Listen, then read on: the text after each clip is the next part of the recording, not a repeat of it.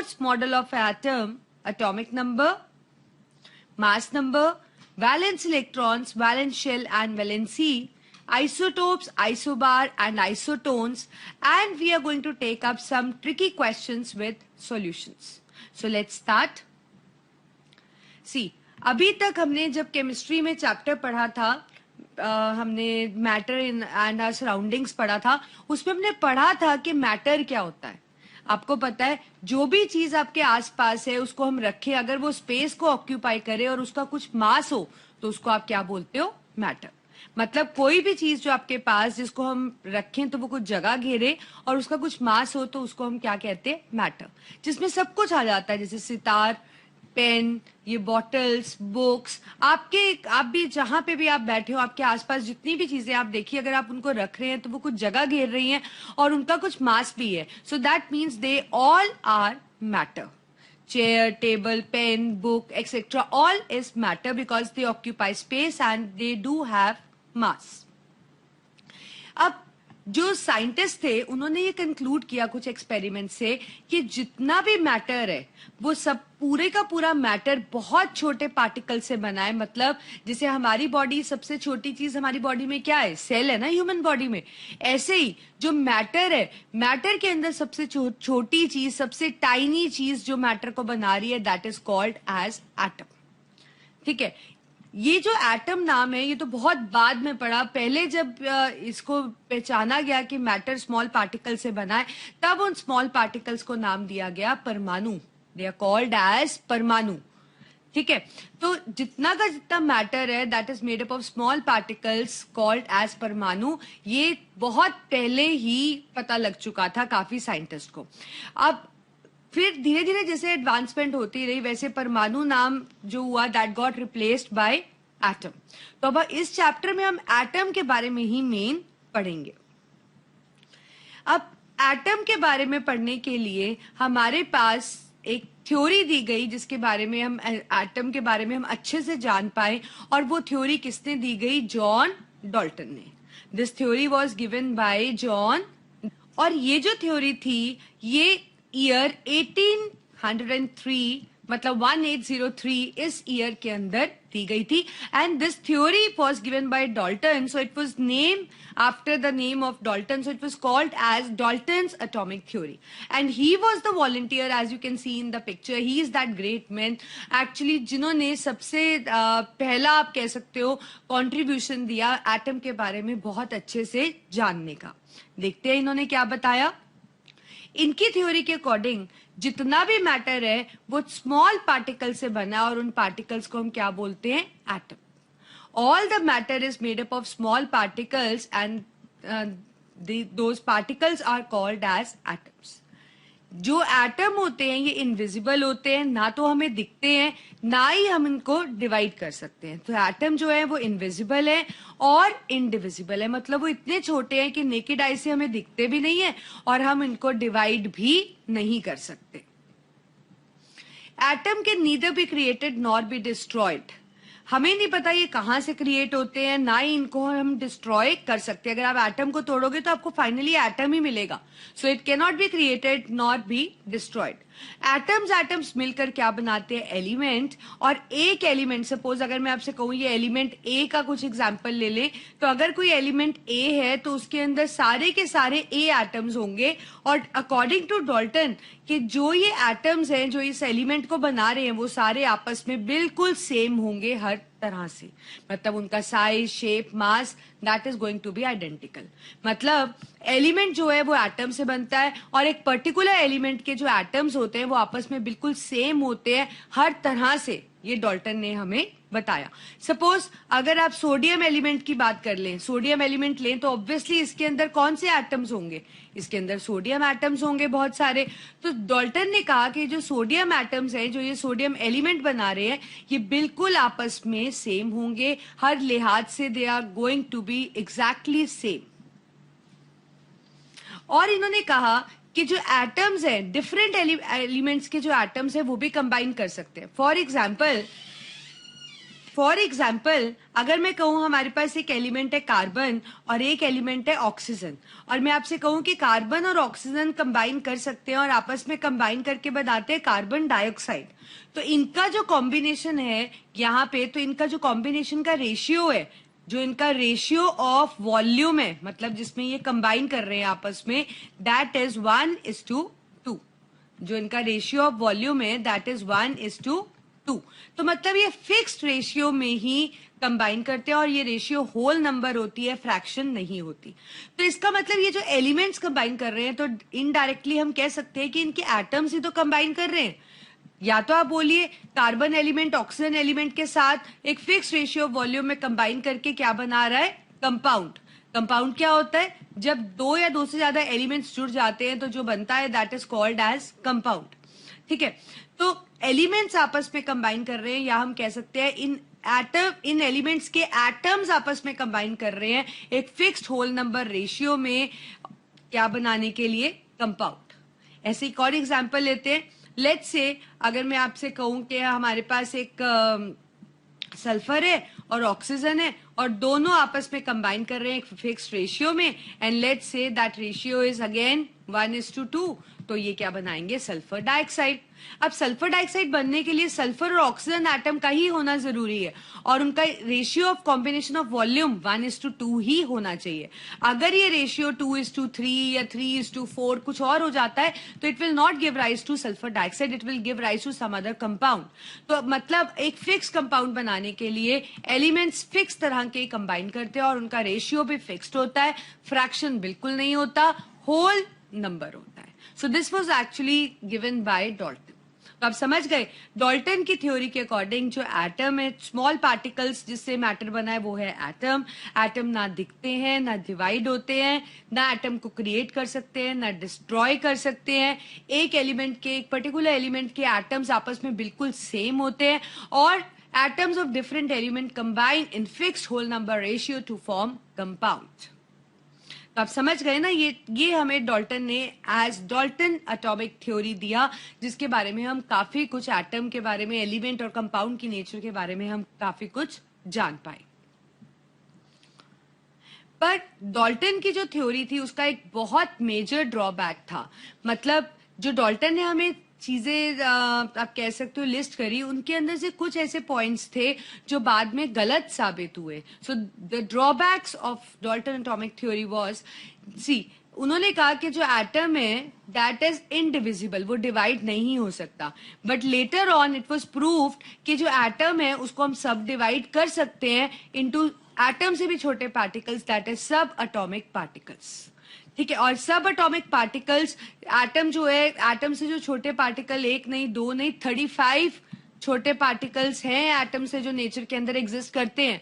उनमें से जो फंडामेंटल पार्टिकल है, जो मेन पार्टिकल्स हैं सब एटॉमिक, उसको हम कहते हैं इलेक्ट्रॉन, प्रोटॉन एंड न्यूट्रॉन। तो later on Dalton atomic theory के बाद ऐसे डिस्कवरी हुई जिसके अंदर पता लगा कि जो एटम है that can be sub divided into sub atomic particles. There can be 35 small particles than atom, but the main fundamental particles are electron, proton and neutron which forms the atom. Another drawback, इन्होंने बोला कि एक particular element के atoms आपस में बिल्कुल exactly same होंगे, मास, shape, size सब सेम होगा। जैसे हमने कहा कि अगर सोडियम एलिमेंट है तो इसके अंदर सोडियम के एटम्स होंगे, है ना। हमने बात की कि वो आपस में एग्जैक्टली सेम होंगे, पर ऐसा नहीं है। इन एटम्स के बीच में थोड़ा बहुत डिफरेंस, साइज का, मास का, या कुछ और डिफरेंस एग्जिस्ट कर सकता है। So atoms of same element can somehow differ from each other। तो ये जो दो मेजर ड्रॉबैक थे कि एटम को डिवाइड नहीं कर सकते हैं और एलिमेंट के एटम्स आपस में बिल्कुल सेम होते हैं, they actually led to the failure of Dalton's atomic theory. But still Dalton ने काफी सारी बातें जो हमें कई आप कह सकते हो उन पोस्टुलेट्स ने काफी कुछ हमारे माइंड में हमें एटम के बारे में समझाने में हेल्प किया। Now after knowing that about the atom, different attempts were made to know about its structure। देखिए, अब इलेक्ट्रॉन, प्रोटॉन और न्यूट्रॉन की डिस्कवरी हो चुकी थी। इलेक्ट्रॉन, प्रोटॉन और न्यूट्रॉन, इनकी डिस्कवरी हो चुकी थी। हमें पता लग चुका था कि जो एटम है उसके अंदर 3 फंडामेंटल पार्टिकल्स हैं जो एग्जिस्ट करते हैं, और जो वो फंडामेंटल पार्टिकल्स हैं वो हमारे पास है इलेक्ट्रॉन, प्रोटॉन और न्यूट्रॉन। तो डिफरेंट अटेम्प्ट्स वर मेड कि जानने के लिए कि एटम के अंदर इन पार्टिकल्स का अरेंजमेंट क्या है।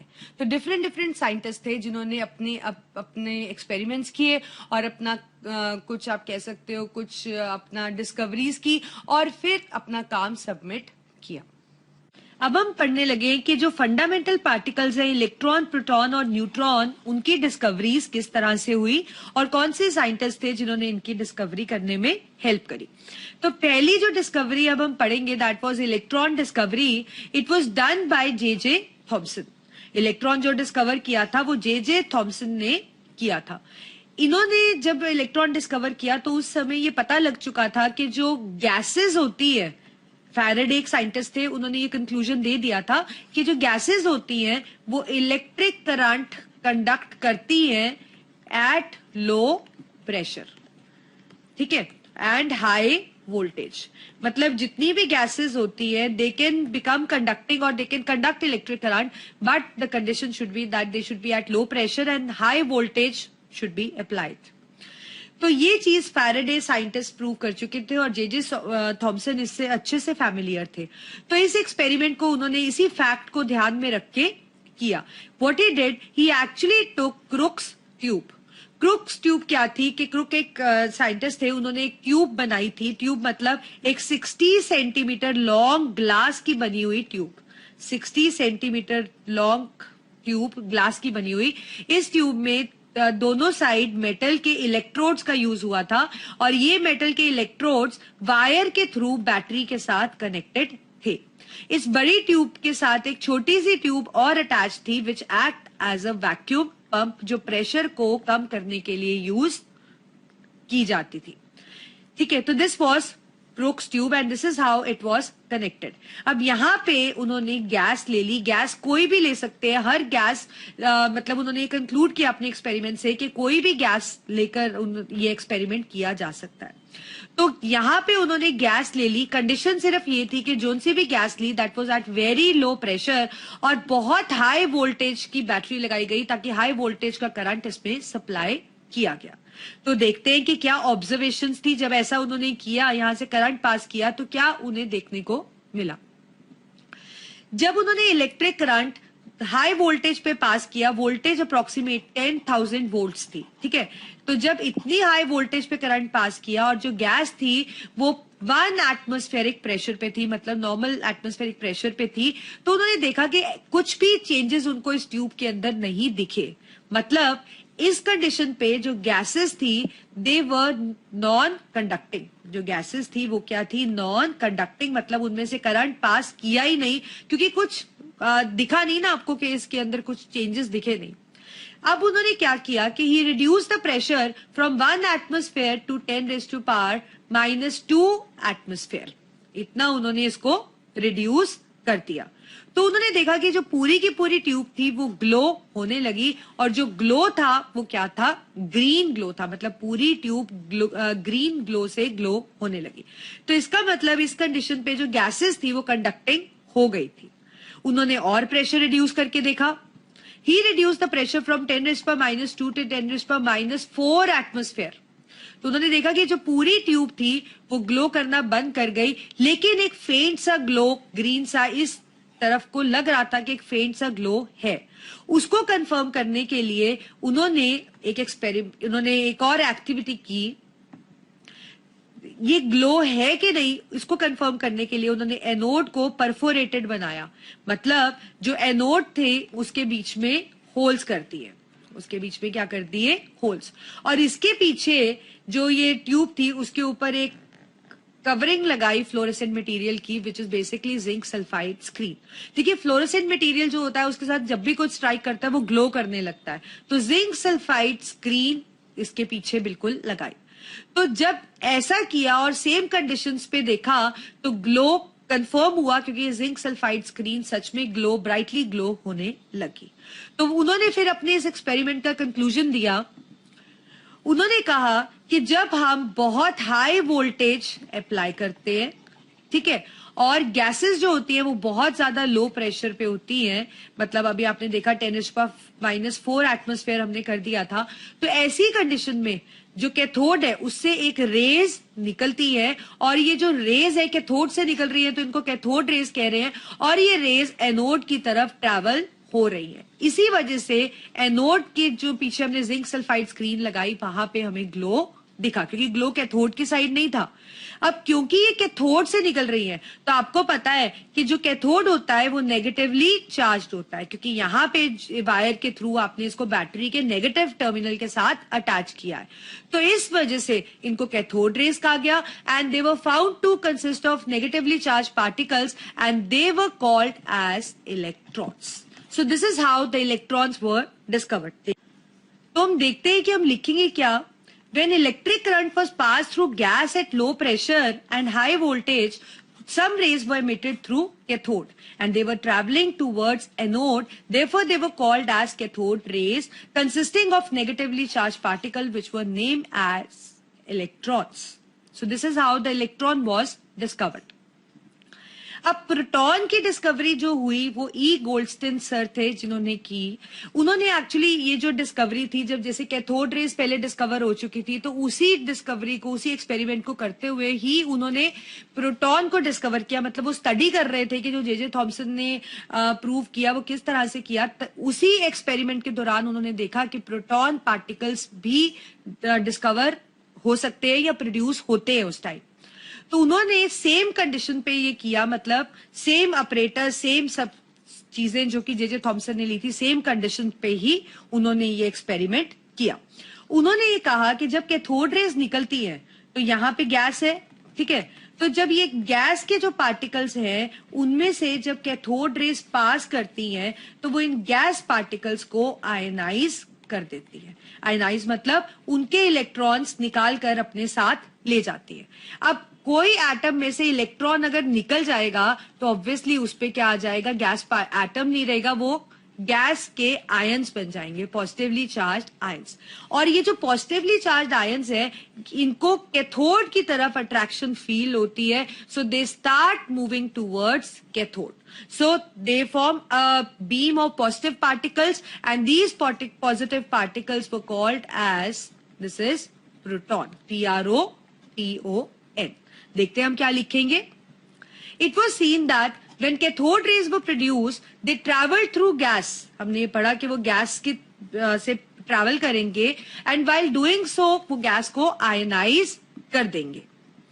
आयनाइज का मतलब कि वो इलेक्ट्रॉन्स गैस के साथ ले जाएंगे और जो गैस के पार्टिकल्स हैं वो आयंस बन जाएंगे, उन पे पॉजिटिव चार्ज आ जाएगा।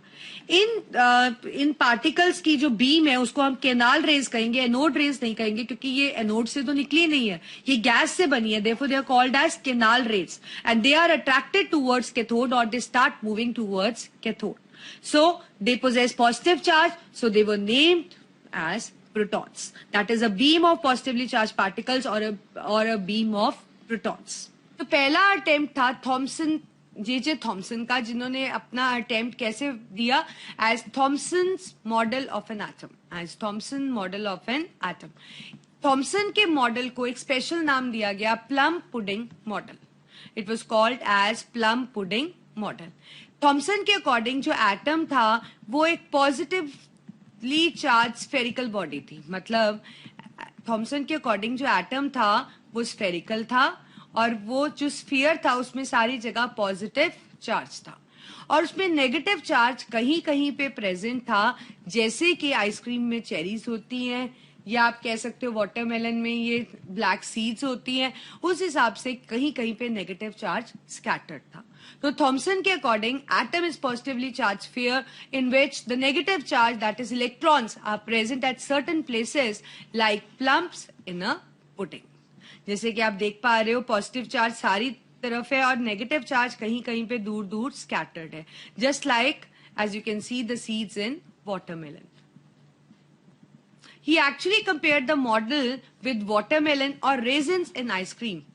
ठीक है, क्योंकि उनके अकॉर्डिंग, थॉमसन के अकॉर्डिंग भी नेगेटिव चार्ज थोड़ा था और कहीं कहीं पे प्रेजेंट था, राइट और सिमिलरली सीड्स भी वाटरमेलन में कहीं कहीं होते हैं, या रेजिन्स भी आइसक्रीम के अंदर कहीं कहीं होते हैं, या चेरीज भी आइसक्रीम के अंदर कहीं कहीं ही मिलती है। पर कुछ ऐसी बातें थी जो ये मॉडल क्लियर नहीं कर पाया, जिसके कारण ये मॉडल फेल हो गया, इनका अटेम्प्ट स्ट्रक्चर समझाने के लिए फेल हो गया। वो एक्चुअल में क्या ऐसी चीज थी, देखिए आपको पता है कि जो ऑपोजिट चार्जेस होते हैं वो हमेशा आपस में अट्रैक्ट करते हैं, पता है ना आपको कि जो ऑपोजिट चार्जेस होते हैं दे अट्रैक्ट ईच अदर। अब ऐसा क्या आपको लगता है कि हो सकता है कि इतना सारा पॉजिटिव चार्ज और थोड़ा सा नेगेटिव चार्ज और वो भी आपको दिख रहा हो? नहीं हो सकता ना, क्योंकि ऑपोजिट चार्जेस अट्रैक्ट करते हैं, तो इतना सारा जो पॉजिटिव चार्ज है वो तो न्यूट्रलाइज कर देगा नेगेटिव चार्ज को। तो आपको ये जो नेगेटिव चार्जेस हैं कहीं कहीं स्कैटर कैसे दिख सकते हैं? इसका मतलब ये जो अरेंजमेंट था, ये प्रॉपर अरेंजमेंट, या आप कह सकते हो जो थॉमसन ने बताया, ये जो अरेंजमेंट उन्होंने बताया ये एक्यूरेट नहीं था, क्योंकि ऐसी चीज कभी स्टेबल नहीं होती, because opposite charges attract, so they would have neutralize this few negative charges which are scattered, so we cannot see those small, or you can say that at certain places we cannot say those negative charges scattered at certain places. How come he can see that, right? So this actually led to the failure of his